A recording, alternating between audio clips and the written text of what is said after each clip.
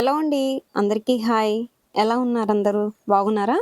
Welcome to our channel అంజలి రామావత్. ఈ వీడియోలో నా ఇంటి పనులు చూపిస్తూనే మీతో కొన్ని విషయాల్ని పంచుకోవాలి అనుకుంటున్నాను. ఎప్పటినుంచో 2 సంవత్సరాల నుంచి అనుకుంటున్న పనైతే ఈ ఇయర్ కంప్లీట్ అవ్వబోతుంది. వీడియో స్కిప్ చేయకుండా లాస్ట్ వరకు చూసి ఈ వ్లాగ్ మీకు ఎలా అనిపించింది అనేది కామెంట్ లో తెలియజేయండి. నచ్చితే గనక మన ఛానల్ ని సబ్స్క్రైబ్ చేసుకొని సపోర్ట్ చేస్తూ ఉండండి. ఎప్పట్లాగే ఎర్లీ మార్నింగ్ లేచేసిన తర్వాత ఫస్ట్ బట్టలు అయితే నానబెడుతున్నాను. ఈ వీడియోలో కనిపిస్తున్న కోడి పిల్లలు ఉన్నాయి కదా, ఇవైతే నేనే పొదుగులో కూర్చోబెట్టాను అనమాట. నేను గుడ్ల మీద కూర్చోబెడితే అన్ని పిల్లలు చేసినాయి. 2 కోళ్ళను అయితే కూర్చోబెట్టాను పొదుగులో.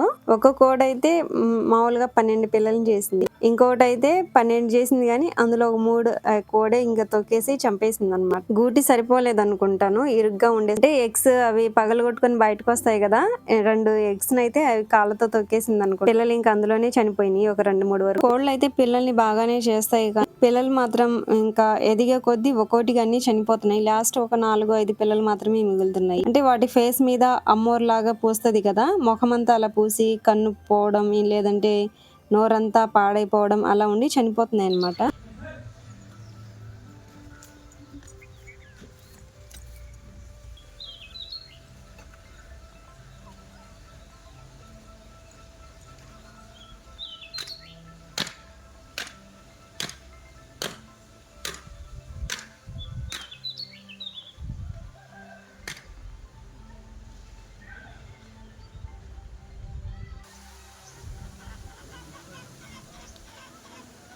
లాస్ట్ వీడియోలోనండి నేను మా ఇంట్లో జరిగిన కొన్ని సిచ్యువేషన్స్ అయితే మీతో పంచుకున్నాను. దానికి మీ సలహా కూడా తీసుకున్నాను అనమాట. అందరు మంచిగా రెస్పాండ్ అయ్యారు, కొన్ని సలహాలు ఇచ్చారు, ఇలా ఉండకూడదు అలా ఉండాలి అని చెప్పారు, బాగుంది. కానీ ఒక ఆమె మాత్రం కొంచెం నెగిటివ్ గా కమెంట్ చేసి, ఇప్పటి నుంచే కాదు నేను వీడియోస్ ఎప్పటి నుంచి చేస్తున్నానో అప్పటి నుంచి నెగిటివ్ కామెంట్లు పెడుతూనే ఉంది. ఆమె పెట్టిన కామెంట్స్ అన్ని కూడా స్క్రీన్ షాట్ అయితే తీసున్నాను. నెక్స్ట్ వీడియోలో డీటెయిల్ గా చెప్తాను మీకు. ఇక సోషల్ మీడియా అన్నాక నెగిటివ్ కామెంట్లు వస్తాయి, పాజిటివ్ కూడా ఉంటది. కానీ నేనైతే ఎక్కువ రియాక్ట్ అవ్వకూడదు అనుకున్నాను. నిన్నటి వీడియోలో మాత్రం ఆమె కొంచెం ఓవర్ గా నెగిటివ్ గా చేసి లాస్ట్ లో ఒక వాడరాని మాట అయితే వాడింది అన్నమాట. అదేంటనేది మీకు నెక్స్ట్ వీడియోలో స్క్రీన్ షాట్ తో సహా చూపిస్తాను. మామూలుగా నాకు నెగిటివ్ కామెంట్లు చాలా తక్కువ అసలు రావడం.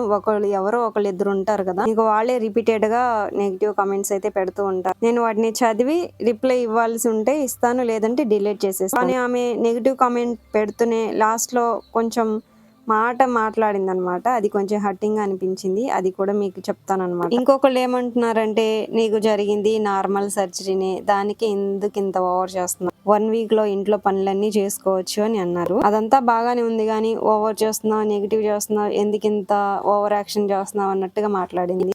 నా వీడియోస్ రెగ్యులర్ గా చూసే వాళ్ళైతే కింద కూర్చోమాకక్క, ఎక్కువ బరువులు ఎత్తకండి అక్క అంటూ మంచిగా సజెషన్ అయితే ఇచ్చారు. నార్మల్ సర్జరీ అయినా ఏ సర్జరీ అయినా సర్జరీనే కదా, లోపలంతా మానాలి కదా. నా డాక్టర్ ఏం చెప్తే అదే కదా నేను పాటించాల్సింది. ఆమె ఏం చెప్పారు, ఇంట్లో పనులన్నీ నిదానంగా చేసుకోవచ్చు కానీ 5 kgs కంటే ఎక్కువ బరువులు ఎత్తకూడదు అని చెప్పారు. దాదాపుగా 1.5 month వరకు ఇలా కొంచెం జాగ్రత్తగా ఉండాలని చెప్పారు కాబట్టే కదా నేను ఉంటుంది. దానికే మీ వారి చేత అన్ని పనులు చేయించుకుంటున్నావు, మరి టూ మచ్ గా చేస్తున్నావు, ఓవర్ చేస్తున్నావు అన్నట్టుగా మెసేజ్ అయితే పెట్టింది. ఇవన్నీ మీకు నెక్స్ట్ వీడియోలో స్క్రీన్ షాట్ తో సహా చూపిస్తాను, కానీ ఎందుకో షేర్ చేసుకోవాలనిపించింది. ఇంట్లో మా వారైతే ఇష్ట ప్రకారమే చేస్తున్నారు పనులన్నీ కూడా. నేనైతే ఈ పని చేయి ఆ పని చేయని ఏం చెప్పను. ఇంకా చిన్న చిన్న పనులు ఉంటాయి కదా, అవి ఇన్ని చెప్పడం ఎందుకులని నేనే చేసుకుంటాను. ఆయన తిడతారనమాట, చెప్పొచ్చు కదా చేస్తాను కదా అన్నట్టుగా. వీళ్ళిద్దరు మాత్రం నన్ను బాగా మిస్అండర్స్టాండ్ చేసుకుంటున్నారు. మరి నేను అంత ఏం కాదు, అంటే నేను ఇప్పుడే కదా కొంచెం స్టార్టింగ్ కదా వీడియోస్ చేయడం, నాకంతా కొత్తగానే ఉందనుకోండి ఈ మెసేజ్లు, నెగిటివ్ కామెంట్లు అన్ని. కొంచెం ఓల్డ్ అయితే గనక నాకు కూడా కొంచెం అలవాటు అయిపోయింది కాబట్టి ఓకే వదిలేస్తాను. ఇంక ఈ రోజు అయితే నా డే రొటీన్ ఏంటనేది మీకు చూపిస్తున్నాను. ఈ రోజు టిఫిన్ సెక్షన్ కాబట్టి ఎక్కువగా మార్నింగ్ వర్క్ ఏం లేదు. ఫస్ట్ అయితే బట్టలను అంట్లన్నీ బయట పని అయితే చేసుకున్నాను. మా వారంతా ఊడ్చేశారు. ఆయన ఏం పని అంటే ఊడవడం, లేదంటే నేను బట్టలు ఉతికేటప్పుడు వాటర్ పోయడం, అంట్లు తోమేటప్పుడు వాటర్ అందించడం, లేదంటే అంట్లు సామాన్లు కొంచెం ఎక్కువ ఉన్నాయి, కొంచెం బరువు ఉన్నాయి అంటే మాత్రం తీసుకెళ్లి ఇంట్లో పెట్టడం లాంటివి చేస్తారనమాట. సో బయట పని అంతా కంప్లీట్ అయిపోయిన తర్వాత టిఫిన్ గా ఇడ్లీ అయితే నిన్నే నానబెట్టేశాను. నిన్నటి వీడియోలో చెప్పాను కదా, సో ఆ వీడియోకి కంటిన్యూషన్ అనమాట ఇది. ఇంట్లో నెయ్యి ఎప్పటి నుంచో అలాగే ఉందన్నమాట. కొంచెం పాడవుతున్నట్టుగా కొంచెం స్మెల్ వస్తుంటేను ఇంకా యూజ్ చేసుకుందాం అన్నట్టుగా ఇడ్లీ పిండి ఇంకా ప్లేట్స్ కి అయితే పూసి ఇడ్లీ అయితే చేస్తున్నాను. మామూలుగా మేము పోయించుకునేది ఒక పావు లీటర్ పాలే పోయించుకుంటాము సాయంత్రం. ఆ పావు లీటర్ లోనే నెలకు వచ్చేసి నేను ఒక హాఫ్ కేజీ వరకు వెన్నపూస అయితే తీస్తాను. ఇంకా దాంతోనే కొంచెం నెయ్యి కూడా ప్రిపేర్ చేసుకొని పిల్లలకి ఏమైనా చేసి పెట్టాలన్నా, లేదంటే ఎప్పుడైనా చట్నీ లాంటివి రోటి పచ్చళ్ళు లాంటివి నూరుకుంటాం కదా, అందులో యూజ్ చేయాలన్నా కూడా ఇంకా నెయ్యి వాడతాం అనమాట. ఫ్రిడ్జ్ వచ్చిన తర్వాత ఈ వెన్నపూస అనేది ప్రిపేర్ చేసుకోవడం అయితే చేస్తున్నాను ఒక 2-3 years. అంతకు ముందు మాకు ఫ్రిడ్జ్ లేదు కాబట్టి బయట వెన్నపూస అయితే కొని నెయ్యి లాగా తయారు చేసుకునే. అంటే వెన్నపూస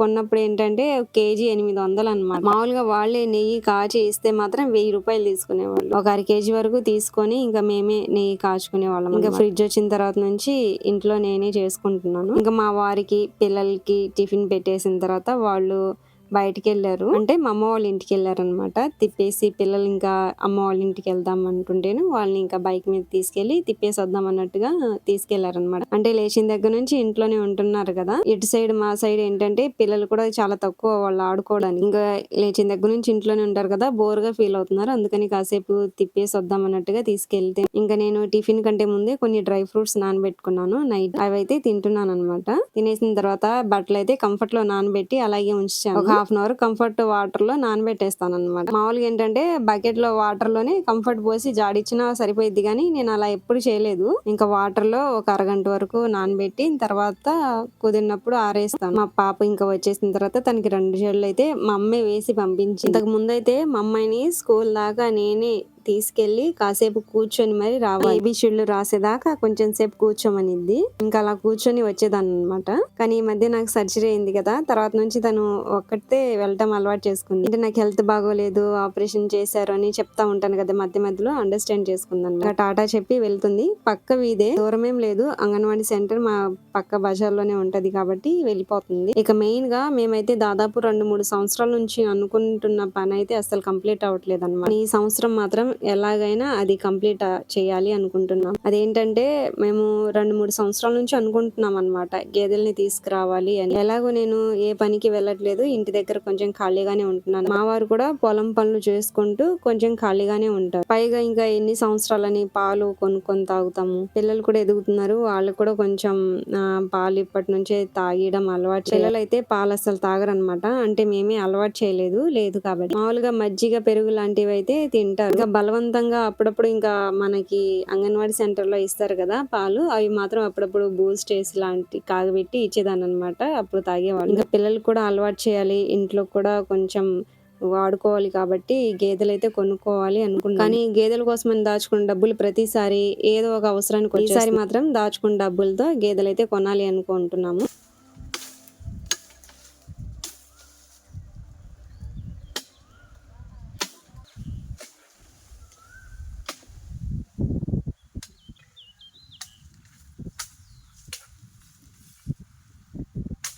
చాలా మంది మేము గేదెలు కొంటాము అంటే, చాలా మంది అంటే మాకు తెలిసిన వాళ్ళు ఎవరి దగ్గరైనా సలహాలు తీసుకుందామని గేదెలు కొంటున్నాము అన్నామే అనుకోండి. అంటే చాలా సార్లు వాళ్ళ దగ్గర కొంచెం సలహాలు తీసుకున్నాం అనమాట, ఎలా ఉంటదని. మా వాళ్ళే కావట్లేదు మీరేం చేస్తారు అన్నట్టుగా డిసప్పాయింట్ చేస్తారు. వాళ్ళంటే కొంచెం ఏజ్ అయిపోయింది, ఇంకా వాళ్ళ గేదెలోకి వెళ్ళి నడుస్తూ వాళ్ళకి మోకాళ్ళ నొప్పులు, లేదంటే లేచిన దగ్గర నుంచి గేదెల దగ్గర ఒక మనిషి కంపల్సరీగా ఉండాలని వాళ్ళు కొంచెం ఇబ్బందిగా ఫీల్ అయ్యి అంటున్నారు. మన వల్ల కాదు, మనం చేయలేము అనుకుంటే ఏ పని చేయలేమన్నమాట. ఏదైనా సాధించాలి అనుకుంటే ఫస్ట్ మనం ఒక స్టెప్ అయితే ముందు. అంతగా వల్ల కాకపోతే కనుక అమ్మేసుకుంటాము. కానీ ఎప్పటి నుంచో మేము 2-3 సంవత్సరాల నుంచి అనుకుంటుంది మాత్రం ఈ ఇయర్ కంప్లీట్ గా ఇంకా తీసుకురావాలని నిర్ణయించు. అందుకోసం ఇంకా మా చేలో వరి అయితే వరి కోయించామన్నమాట. గడ్డంతా తీసుకొచ్చి ఒక వామిలాగా వేసుకుంటున్నాం. ఫ్యూచర్ లో మేము ఒక మంచి ఇల్లు కట్టుకోవాలని ఒక ఆశ అయితే ఉంది. ఒకేసారి ఇల్లు కట్టుకోవాలంటే డబ్బులు చేతిలో ఉండవు. ఇల్లు కట్టుకోవాలి, బాగా పాడైపోయింది అనుకుంటున్నప్పుడు అవసరానికి తగ్గ ఒక 2-3 గేదెలు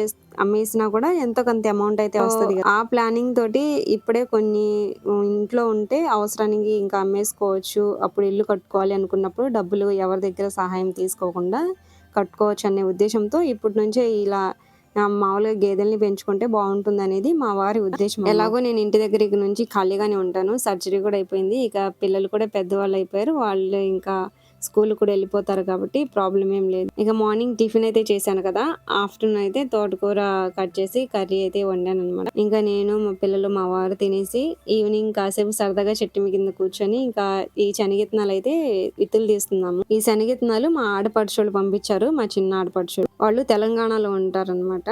వాళ్ళు ఎక్కువగా శనగలు వేస్తారు. మొన్న మా అత్తగారు వెళ్తేను ఆమె చేత కొన్ని మాకు పంపించారు. చీమలన్నీ బాగా తినేస్తున్నాయి అనమాట. ఈ శనగ గింజలు అన్ని ఖాళీ చేసేస్తున్నాయి. లోపల మాత్రం అన్ని ఖాళీగానే ఉన్నాయి, పైన మాత్రం తోలు అలాగే ఉంది. మామూలుగా వర్షాకాలంలో అయితే వేయించుకొని తింటే బాగుంటుంది, కానీ అప్పటిదాకా ఈ చీమలు ఇంకా ఉంచేలా లేవని కొన్ని విత్తనాలు అయితే కూర్చొని తీస్తున్నాం నేను మా వారు. అన్ని ఒకే రోజు తీయాలంటే కష్టం అనమాట. ఇంకా రోజు కొంచెం తీయొచ్చులని ఈ రోజు నుంచి స్టార్ట్ చేస్తాను. ఇక నేను కింద కూర్చోకూడదు కాబట్టి మంచం మీద కూర్చొని కొన్ని శనగలు అయితే చైర్లో వేసుకొని తీస్తున్నాను. దానికి తోడు మా చిన్నమ్మాయి కూడా మాకు హెల్ప్ చేస్తుంది. అప్పుడప్పుడు కోళ్ళు కూడా వచ్చి హెల్ప్ చేస్తుంది అనుకోండి. గంట సేపు మాత్రం కూర్చొని తీసాము, ఇంకా తర్వాత ఇంట్రెస్ట్ లేదు. అన్ని ఒకే రోజు తీయాలంటే ఇంట్రెస్ట్ రాదనమాట. ఒక అరగంట సేపు మాత్రం ఇంట్రెస్ట్ గా తీస్తాము, ఆ తర్వాత నుంచి ఇంకా ఇంట్రెస్ట్ పోయింది, బలవంతంగా తీస్తున్నాను నేను. ఇక శనగల్ని ఈజీగా గింజలు సపరేట్ చేసే ప్రాసెస్ ఏమైనా ఉందంటారా? తెలిస్తే మాత్రం కామెంట్ లో చెప్పండి ప్లీజ్. ఇక మా వారు ఇక్కడ ఈవినింగ్ అయింది, పని చేసుకోవాలి, నువ్వు తీస్తా ఉండు అంటున్నారు. నేనేమో ఏం పని ఉంది, ఊడ్చే ఒక పనేగా అన్న. ఇంకా ఆయన పనులన్నీ ఇంకా ఒకదాని తర్వాత ఒకటి చెప్తున్నారు అనమాట. నీళ్లు పట్టాలి, కసువు చిమ్మాలి, వేడి నీళ్లు పెట్టాలి, నీ కంట్లు తోమడానికి నీళ్లు పెట్టాలి, బట్టలు తోడానికి నీళ్లు పెట్టాలి, పిల్లల స్నానాలు చేయడానికి వేడి నీళ్లు పెట్టాలి, ఇన్ని పనులుంటే ఒక్క పనే అంటావా అని అంటున్నారు. పాపం ఇంకా ఈ ఉదయం సాయంత్రం ఆయన డ్యూటీ అనమాట. కూర్చే పని అయితే 3 నుంచే స్టార్ట్ చేస్తారు చిన్నగా. నాకైతే ఒక్కోసారి పాపం అనిపించింది, కానీ తప్పదుగా చేయాలి కదా. ఇంకా చేలో కూడా పనులన్నీ అయిపోయినాయి కదా, 2-3 నెలల వరకు ఇంకే పనులు స్టార్ట్ అవ్వవు కదా. ఇంకా చేలో పనులు స్టార్ట్ అయ్యేదాకా ఈ పనులని నేనే చేస్తాలే అంటున్నారనమాట. ఇక ఆ రోజంతా నా డే మొత్తం అలా గడిచింది ఈవినింగ్. సరేనండి, మరి నెక్స్ట్ వీడియోలో కలుద్దాం. బాయ్ అందరికి, టేక్ కేర్.